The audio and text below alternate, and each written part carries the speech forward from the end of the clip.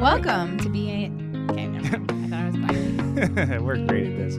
Hey, welcome to the BSing Insurance Podcast with your host, Brian. And Stephanie. With SBG Insurance Group. We are here to talk to you again today about some BS and some insurance. It's going to be a great conversation. And today, we're going to talk about what, Steph?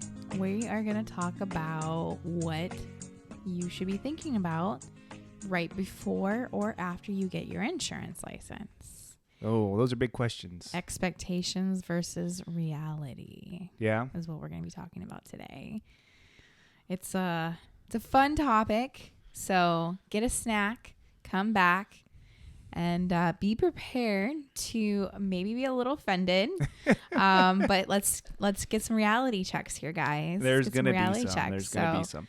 And we have two unique perspectives on this, I think, because one, you've been in for a long time, but you've had experiences working with different brokerages or agencies.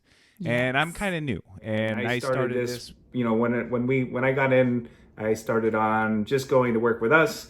So I didn't get to have that experience of dealing with the bureaucracy, BS bureaucracy of some of the other agencies. And yes, and I tell that to our agents all the time who are new and they come to us, and I say, listen, you won't have to deal with the things I had to deal with. Let me just, let you know how it is. And I tell that to agents that I interview all the time. They come to me and they might try to apply, or they get on social media and they reach out to me and say, hey, I want to become an insurance agent, or hey, I'm a new insurance agent. And I always take 20, 30 minutes to talk to them, and people are usually blown away, but I really want to prepare them for what's out there. And I say, listen, if you don't come work with us, that's okay, but this is what you should be looking for, and these should be your expectations. Yeah. And be careful of Facebook groups, guys. I'm not going to call out any certain groups of people, but that's a whole part of a conversation right expectations there. and realities are just, there's a lot of smoke being blown out there. Why don't we start, and I know you got a list of things you want to talk about. Well, you want to start with the different types of setups a new person could come into when they come into the business? Yeah. So, there's so many different routes you could go. And unfortunately, the money talks. So a lot of captive agencies are out there. They're trying to get you licensed. They're the ones that are saying you're going to make $150,000 a year and you're going to do this, you're going to do that.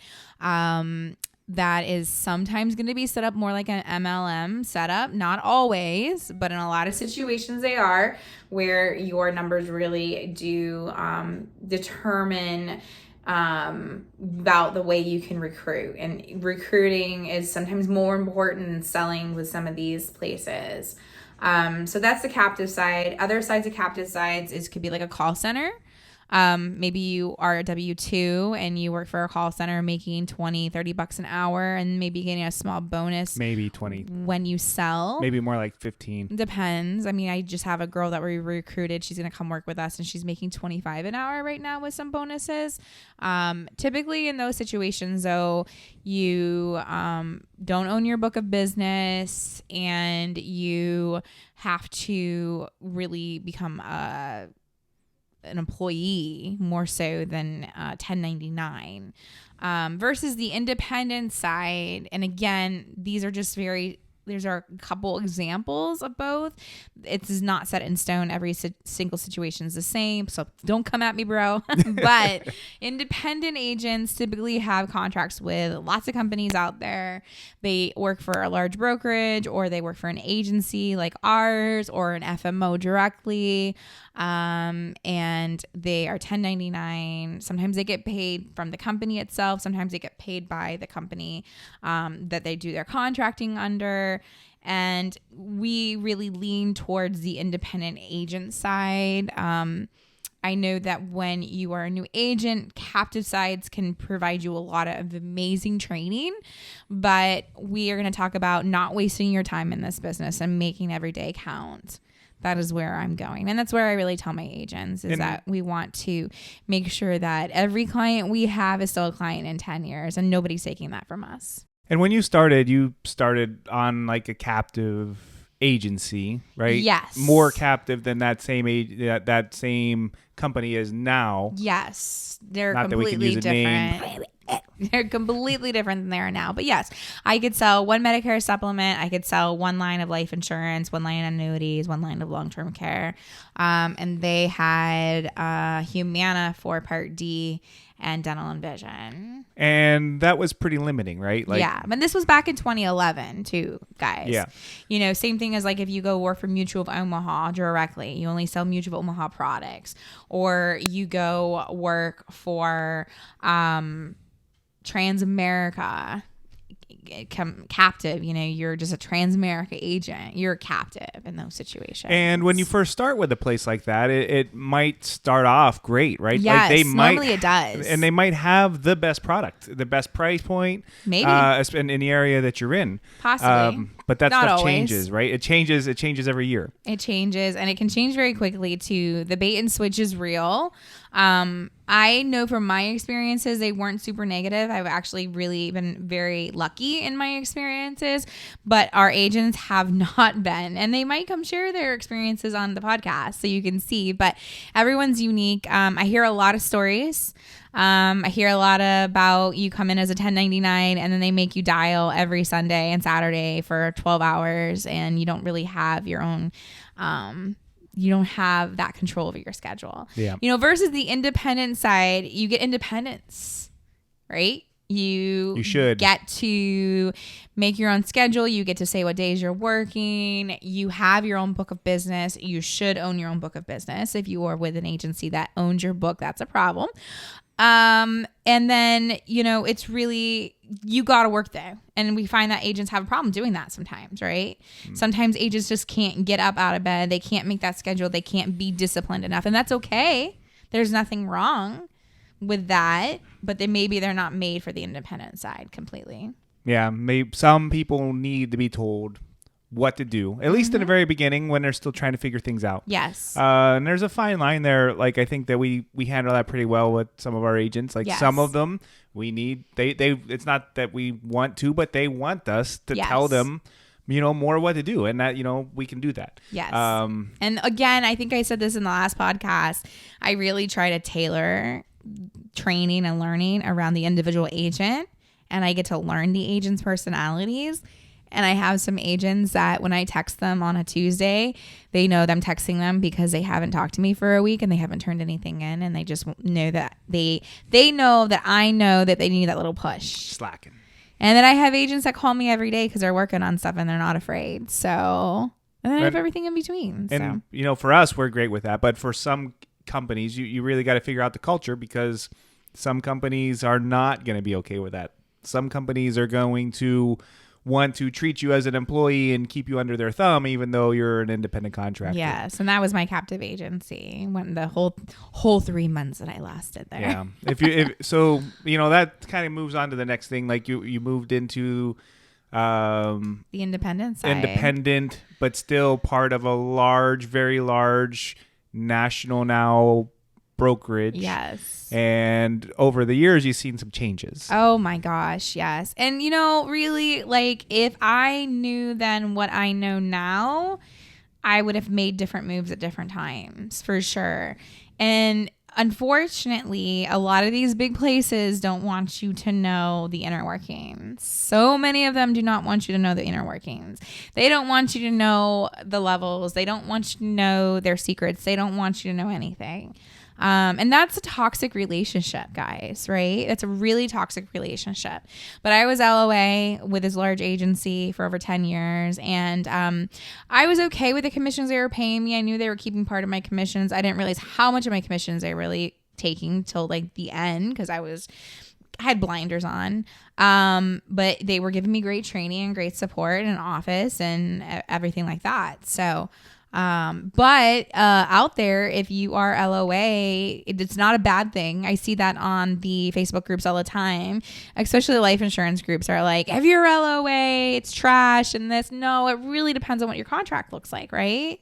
And are you really getting the support that because really you're paying for yes. it. It's you're coming out of your slice of the commission. You're paying for it. Are you getting what you're paying for? Yes, exactly. And I felt like I was. And the difference between our agency and the agency I came from, though, was there was no upward track at the old agency. And unfortunately, so many places don't have an upward track. Right? Unless you recruit more people. Or you really want to be in a high management position, right? But I was happy just being a sales agent and going home.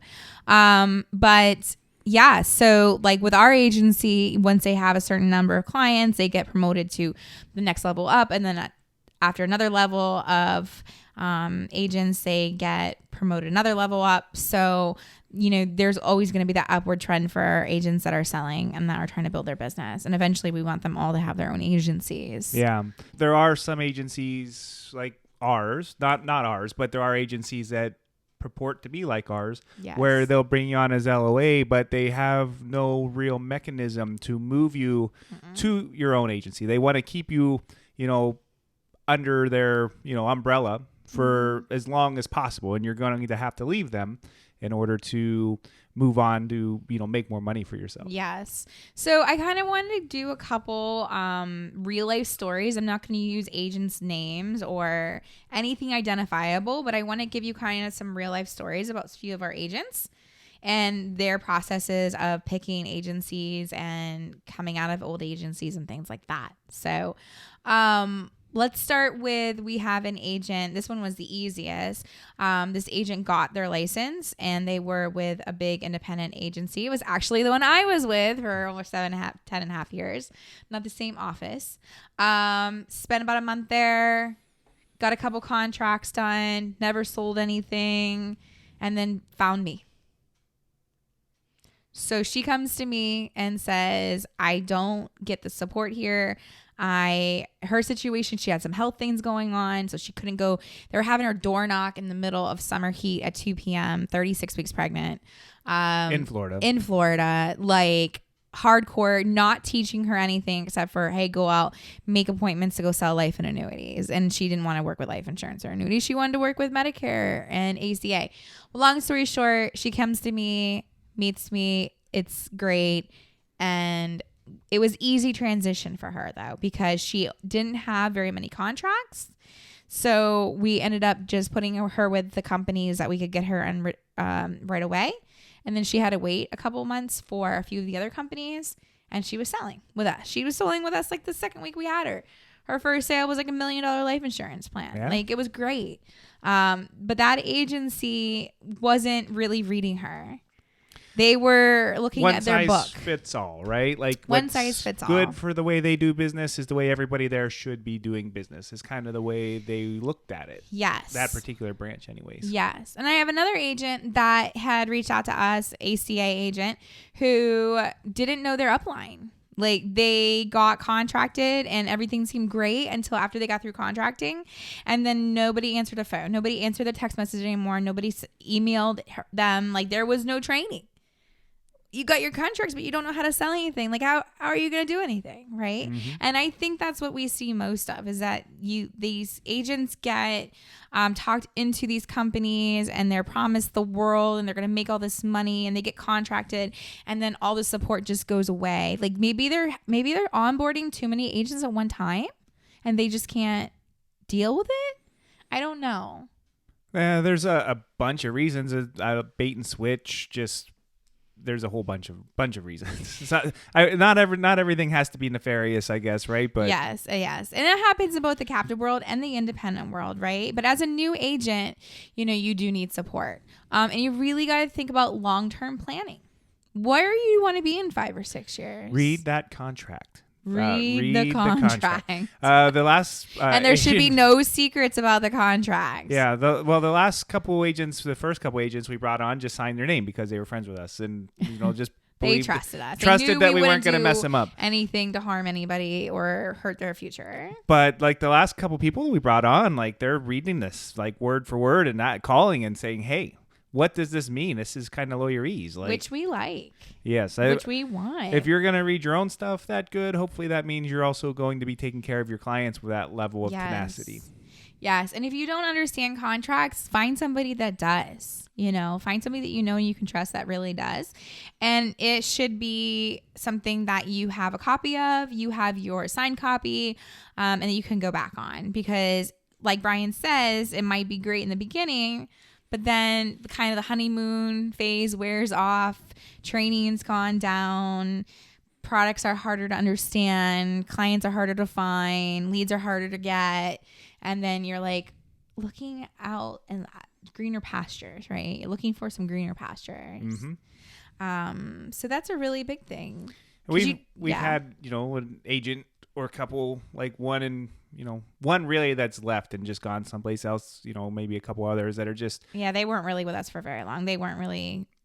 Unfortunately, some people just don't fit every single box in every single agency. Yeah, right. We're not right for everybody. We're not right for everybody. But just our contract said, if you don't owe us money, here's your releases. So when they ask for the releases, boom, we get them done. Unlike your situation when you left your old agency, we're still fighting. Independent upline. You're still fighting with them over 2 years. For some releases. Bad relationships. Crazy. If you guys are my TikTok, I screenshotted the email they sent to me a couple weeks ago, and I said, this is what bad relationships look like. And it was because they still don't want to release me from Humana. 2 years, no production for like 3. And they want me to sign a non-compete disclosure that says basically they can sue me if I talk to any of my old clients or any client other agency. Probably says something about suing you for mentioning it in a podcast too, but but I'm not using their name. But you can go to my TikTok and see. Those are bad relationships. That's what we want to prevent people from, and that's why I opened our agency. So there are a lot of agencies like ours that are really great, and they really do have your best interests in mind. So they are out there wherever you are. You just got to find them, and it's so important. That's why we are doing this, and we want to build a good community. Yeah. So the last part of it that you really want to look at is your vestment and your renewals. So it is no secret that the Medicare and ACA market will make you a millionaire. And if you do it right. Not being over ventacious, like it is. There are a lot of millionaires that sell Medicare and ACA the right way too. You don't even have to scam people. Don't scam people, guys. The right way will bring you renewals. The renewal basis is amazing, right? But what really sucks is that when you work for an agency and you want to leave and you had a contract you signed and you didn't know what you really signed, and it says that you are going to give them all your old clients and that you don't get your renewals anymore. We want to make sure that doesn't happen to agents because it takes a lot of effort to find clients, especially in the beginning. Mm-hmm. I tell agents your first 50 clients are your hardest ever to find. They really, really are. And so for your agency to take those clients from you and you don't get any renewals after years and years and years of work, that's just not fair. Yeah. You deserve that. So, and kind of, I want to put an asterisk on this because like we tell people, you own your book of business or whatever, but as an LOA agent, like the book belongs to the agency, and then really at the end of the day, it actually belongs to the carriers. Everybody. Carriers own you guys, by the way. Yeah. They will own you. And everybody's got like, everybody kind of goes into it thinking like, I want these people to be my people, and if I leave, I'm going to take the renewals with me. And there's 2 ways you can do that. One is being a direct agent, which is not an LOA agent, you're direct. And for 2 is have that in your contract. Like, so with ours, in our agency contract with our LOA agents, we have vesting of renewals. So after 2 years, if you leave for any reason, that as long as you get to keep your insurance license when you leave, as long as the state hasn't taken your license away for something, as long as you're eligible to receive these renewals, we will continue to pay them to you. Yes, forever, to the life of the renewals. So, and unfortunately, that's not the case in most situations. That's not most situations. And then another issue that the agents run into is that non-compete. That form that your previous bosses wanted you to sign. Even now 2 years later, like we don't have one of those. So if you left, a year and 26 months in, we're still paying your renewals, and you can go rewrite your own business. Yes. And those clients then follow you to wherever you go next. But there's no reason to leave, like in a good relationship where you are keep moving forward. Right. When you got a place to move forward to, yes, or you've topped out at a spot where you feel like you're comfortable, then there's no reason to leave.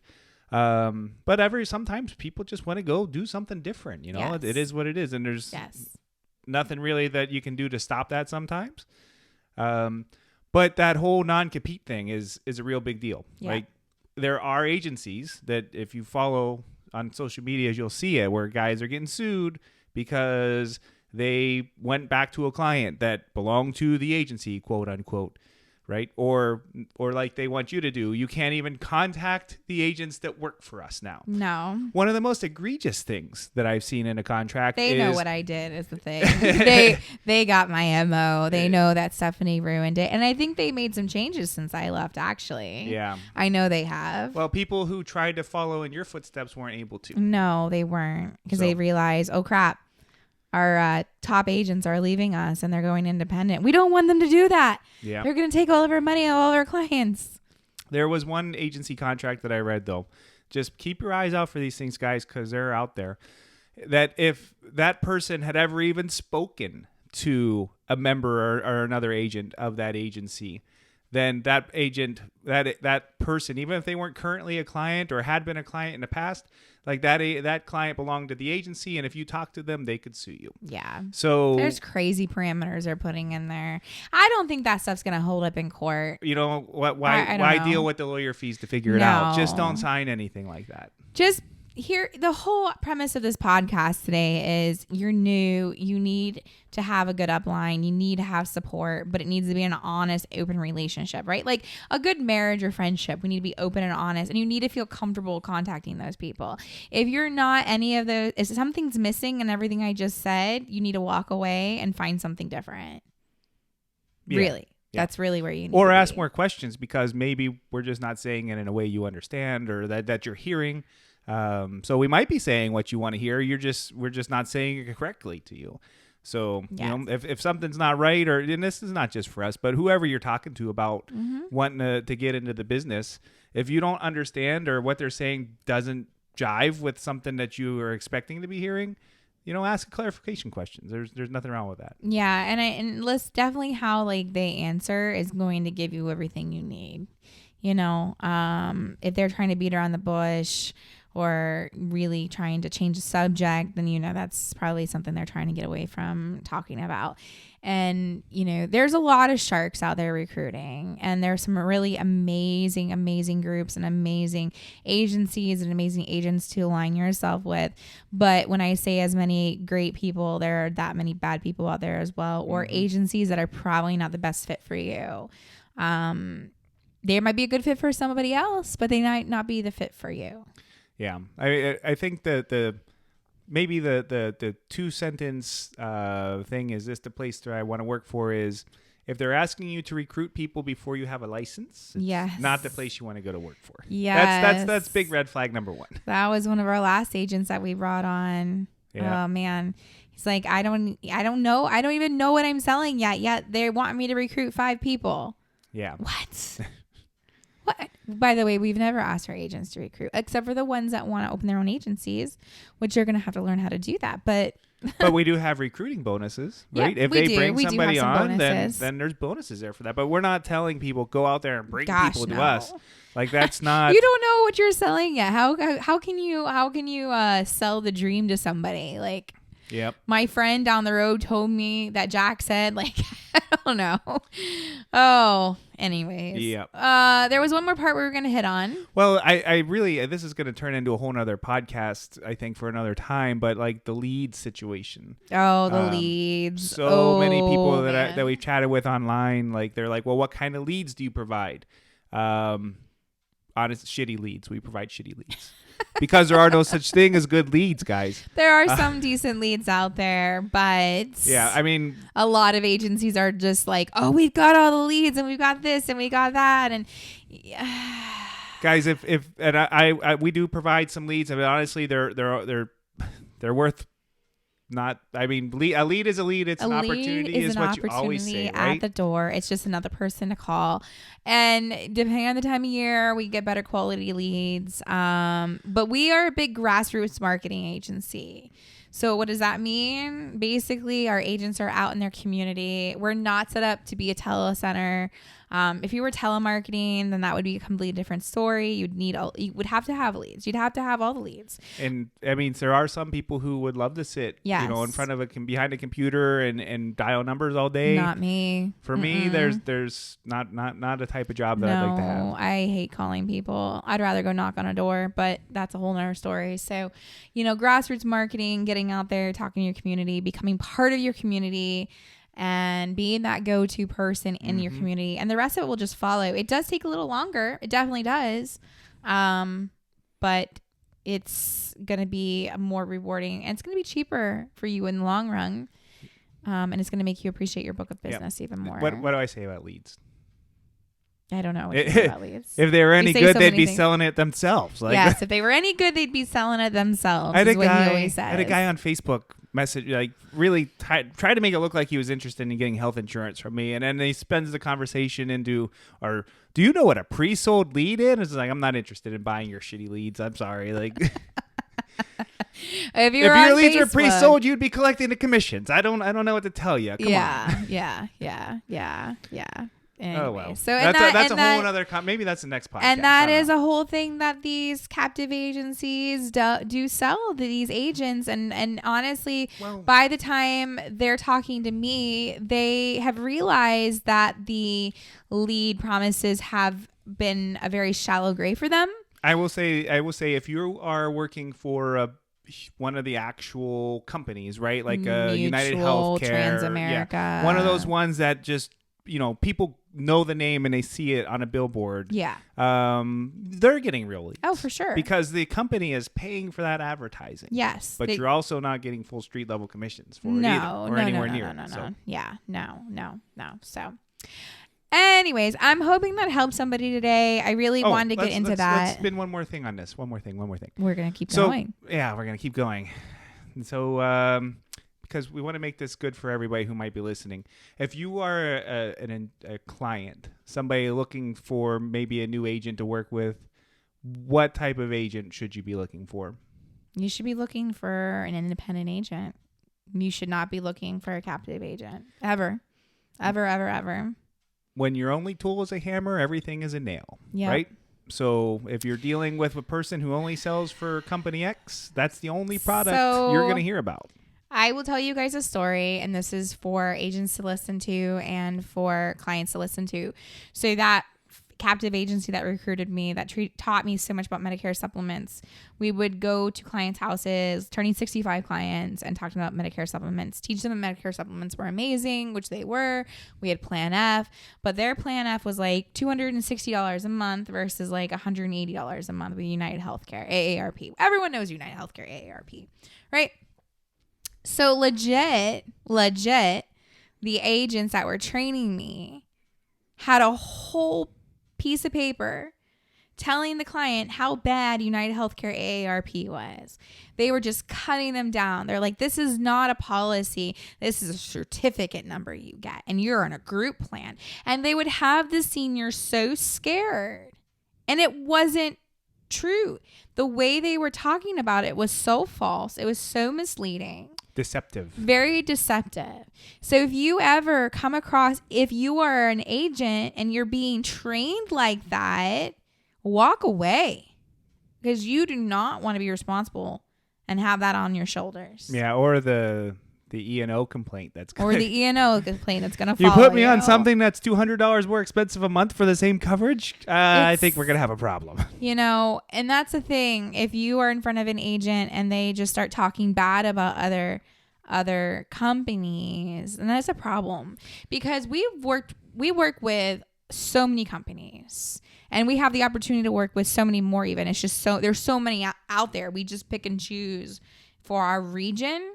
But I can tell you in the Medicare world, in the ACA world, it's all about who your doctors are and what prescriptions you take. There is no better company. It's all about that. When it comes to life insurance and annuities, it's going to be who has the best rates at the time for your age, your sex, your tobacco status, and your health.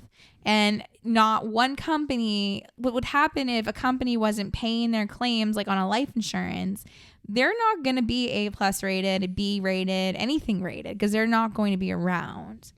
So if your agent or your agency is cutting down other companies, that is a giant red flag. It's because they can't sell them. It's because they can't sell them. 100%. Yep. So as a client, keep that in mind. I mean, you and might as not. an agent too. Yeah. Because I was new and I didn't know anything better, and I was listening to the stuff they said. And then what happened was I went into the independent side and I saw the truth, because we ended up selling AARP, United Healthcare Supplements. I probably sold 1,000 of them over the last 10 years, 13 years, however many years it's been. And I was like, wow, that's not our certificate number. And they look at me like, even if it is, who cares? It doesn't change anything. What are you talking about? Like, I don't want, that doesn't make sense. MAPD is trash. What? No, they're not trash. So yeah. Yes. There's a butt for every, a seat for every butt, a butt for every seat. A butt for every seat. A butt for every seat for every butt. But yeah, you got to have the right tools. Tools in the toolbox. So hopefully this brought you some information today. If you guys ever have any questions, you guys can reach out to us or leave us comments on Facebook or YouTube. Send us an email. We'd love to answer your questions. We're BSing the insurance. BSing. What is our thing on Facebook? BSing Insurance, the podcast on Facebook. Yes. And our YouTube is up as well. BSingInsurance.com for the podcast. SBGInsuranceGroup.com for our insurance agency. You guys should definitely go check those things out. Smash that like button. Hit the subscribe. And yeah, so we will see you next time. Thanks for coming. Bye, guys. Bye.